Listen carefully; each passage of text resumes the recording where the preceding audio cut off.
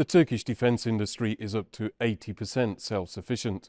After developing its own technology, Türkiye has now unveiled its first aircraft carrier, the biggest ship in the Turkish Navy. Also expected in the next 12 months is a new long-range missile defence system, a new battle tank, and the first test flight of this fighter jet, the Milli Muharip uçağı, the National Combat Aircraft. I'm Andrew Hopkins, and I've been speaking to Ismail Demir, the president of the Turkish Defence Industry Agency, one-on-one. Ismail Demir, thank you very much for talking to TRT World. Before we start talking about the latest developments in the Turkish defence industry, I wanted to talk to you about some issues which had been in the news recently. One of them, the Biden administration in the United States has announced that it wants to sell Türkiye some software upgrades for the current F-16 fighter jets that it owns. Can you tell me when this might happen from your point of view and what this would mean for Türkiye and the United States?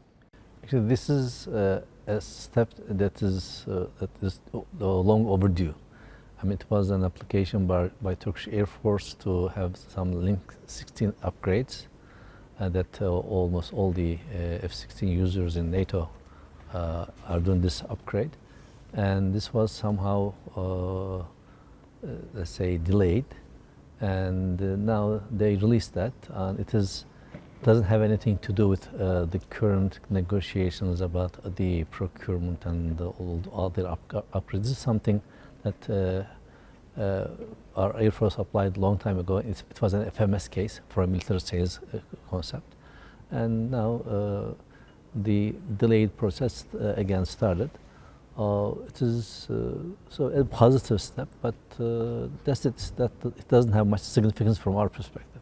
One of the projects you've been working on is the SEPA Long Distance Ballistic Missile project, which I understand is due to come into service this year at some point. What is the latest on that? And also there was a recent interview by the general manager of Aselsan, Haluk Gürgen, in which he said that Türkiye doesn't really need things like S-400s from Russia, even US Patriots, because Türkiye is making its own missile defense systems now. So what's your view on that as well, and how long do you think it would take the country to be in a position where it really doesn't need these other systems? SIPER is one important step in our journey towards long-range ballistic air missile defense system. So we have to have a capability that would really cover our defense against any threat, from drones to jet fighters to missiles. So this is a journey, and then we had many steps to be taken to be fully self-reliant.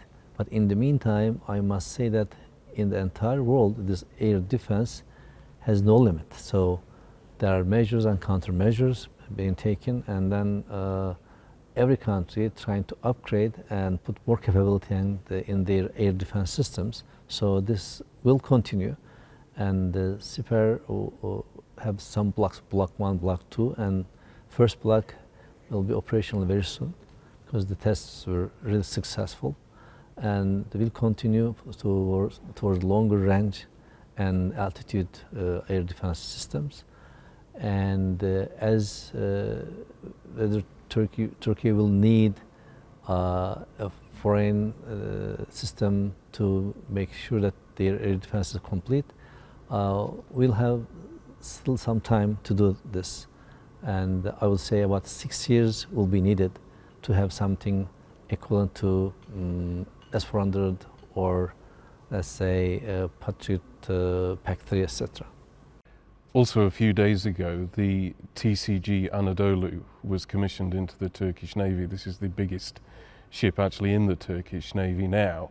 And the Turkish president, in an interview on TRT recently, he said that there are now plans to make an even bigger ship, that he's been talking to the Spanish government, the British government as well. What exactly is the state of play there, and how are Spain and the UK going to be involved in this project? Actually, Anadolu was planned as landing helicopter dock, and it's a like power transfer platform. And after this ship had some maturity and we had some really important developments in UAVs, we thought, what if we operate some UAVs from this platform? Because it has a runway and helicopters can land and fly from this platform, but we thought it is really going to be a big force multiplier if you locate some UAVs on that. And then Baykar started maybe modifying their TB2 to be operable on this ship. And then Kızılelma, the jet engine UAV, this is another plan that they will make some modifications to make sure that this can also operate from this platform.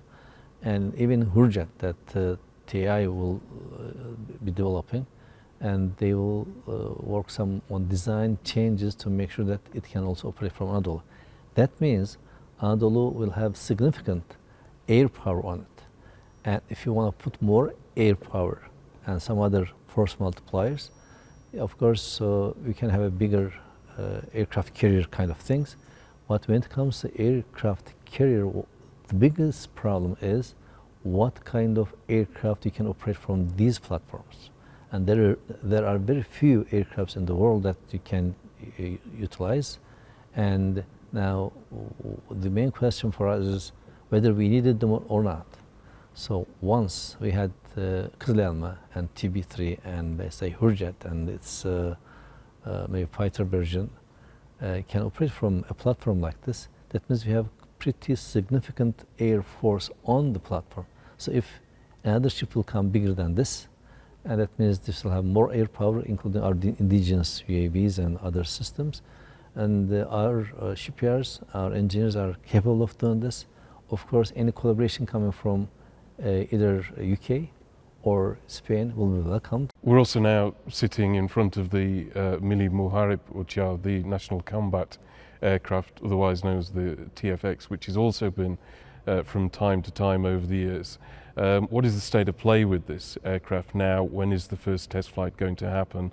Because we've already seen the pictures of taxiing tests taking place, and also generally speaking, what are the plans in terms of defence cooperation with the British in future? Because there have been reports about work on submarines together.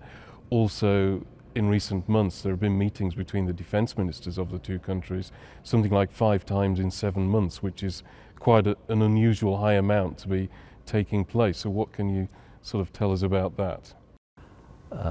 Yeah, TFX, our Milli Muharip uçak, it is now at rollout and taxiing right now, and it is on time, on schedule. And the flight is another parameter, and we'll do under this roof our best to make sure that it will fly as soon as possible, but as safe as possible. It is very important. So when it comes to flight, we are a little bit cautious and careful about declaring dates, and our engineers are working their best. And in one hand, we are telling them that they must really rush and work hard, but in the other hand, we are telling them make sure that everything is safe, and do not rush on safety items. Make sure that everything can perfectly work and integrated. So this is a kind of balanced work that we have to carry on, and we can work day and night. This is one item, but the other thing is we'll be very careful to make sure that this aircraft will perform its best and will be safe as possible. Of course, this is a very early version and prototype, and there will be many things that in the later stage will change. But what we'll say, in any year or around that, and we'll do our best to make it fly. And what about generally, though, cooperation with yeah, Britain? It is, in some design stages, we had some UK involvement, British involvement, and we had some of their engineers work with us. Of course, there's quite strong willingness in both governments' side to collaborate, and as we mentioned, TFX is one of them. And there are some talks about maybe aircraft carriers, or as some other platforms, and these are between the ministers. And as far as we know from those meetings, they have shown some willingness, but in that process, we always prefer to get involved in very different design stages of different products, and we are not in favor of direct procurement of anything in general, but if it is going to create some critical items and force multipliers will be in our forces, we can support that. Now, in a recent Turkish government plan for 2019 to 23, there was this aim of the Turkish defence industry to be, I think, 75% self-sufficient. And a few months ago, the Turkish president was saying it's now up to 80%. So where exactly are we now in terms of that figure? And also, what areas do you think need to still have some work done, if you like, to improve the level of autonomy for the industry? In some products, we have about more than 90% of indigenous products. In some areas, we have about 60%. So if you just take an average, so that's why we talked about these numbers. And when we talk about these numbers, I will always emphasize that this would include the products that we had designed and developed and used in our forces. And this should not include, let's say, like F-16 that we had procured so many years ago, and there are many parts that then should come from the US and things. So we have very limited options to indigenize this, but especially last 15 years or so, on all our products, we have this percentage achieved. And the critical areas, like of course, engine is one of the things that we are really running behind.